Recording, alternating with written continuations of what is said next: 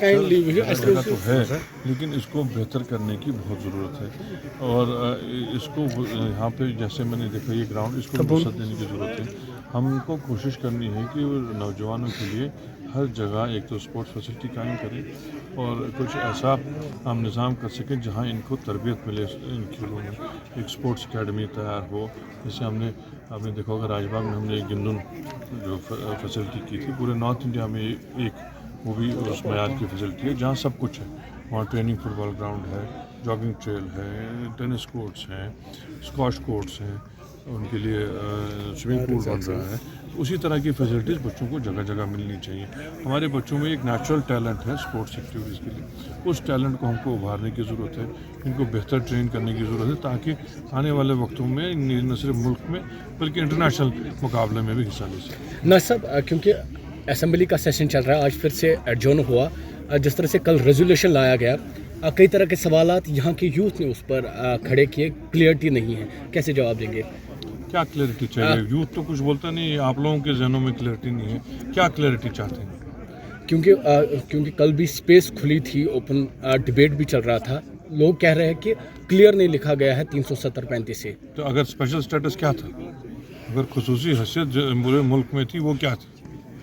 آپ ان لفظوں کے پھیروں میں یہ خاص کر آپ لوگوں کو بھی پازیٹیو لینا چاہیے. خاص کر میڈیا کے ساتھیوں سے میری گزارش ہے, لوگوں کو آپ خامخواہ گمراہ کرنے کی کوشش نہ کریں. لوگ سمجھتے ہیں, آپ لوگوں کے ذہنوں میں یہ سوالات ابھرتے ہیں اور آپ خامخواہ کا کنفیوژن کریٹ کرنا چاہتے ہیں. ہمیں ایک خصوصی پوزیشن یہاں جو تھی, جس کو جو حاصل تھی وہ ہندوستان کے آئین میں, ملک کے آئین نے ہم کو دی تھی. وہی خصوصی پوزیشن ہم دوبارہ چاہتے ہیں. آپ ان لفظوں کے پھیروں میں کہاں جاتے ہیں؟ اگر آپ ٹیکنیکلٹی میں دیکھیں گے آپ کو پڑھنا چاہیے. کیونکہ یہ میڈیا کا سوال نہیں ہے, اپوزیشن نے بھی سوال کیے ہیں, یہاں کے سیاستدانوں نے بھی سوال کیے ہیں. اپوزیشن کو یہ چبھا کیونکہ وہ نہیں چاہتے ہیں کہ ہم لوگوں کی آواز بن سکیں. وہ نہیں چاہتے ہیں کہ لوگوں نے جو ہم کو اعتماد دیا ہے اس پہ ہم پورا اتر سکیں.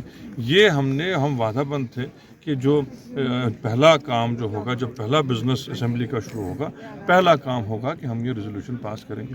اب جب ہم نے وہ کیا تو کچھ لوگوں کو ذہن میں یہ آتا ہے, تکلیف تو ہوتی ہے, ان کی تکلیف پہ ہم کچھ نہیں کر سکتے, لیکن عوام کو خوش ہونا چاہیے کہ ان کی نمائندہ جماعت نے اور ہمارے وزیر اعلیٰ عمر صاحب نے یہ وعدہ پورا کیا اور یہ ریزولوشن وہاں پاس ہوا.